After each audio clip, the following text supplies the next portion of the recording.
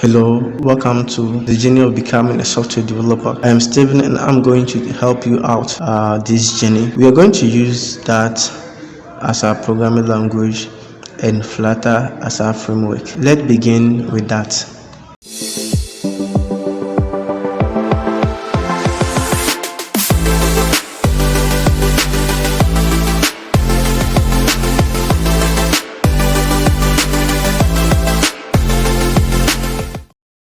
That is an open source, general purpose, and object-oriented programming language with C-style syntax. This language was developed by Google in the year 2011. The language that is inspired by other programming languages like Java, JavaScript, and C#.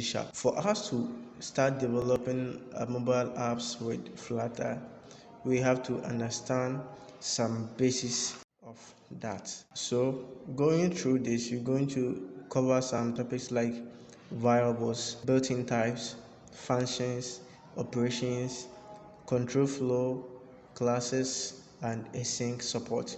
These are the quite few things that we have to know in order to start developing our apps with Flutter. So let's take these sections one by one in the preceding videos.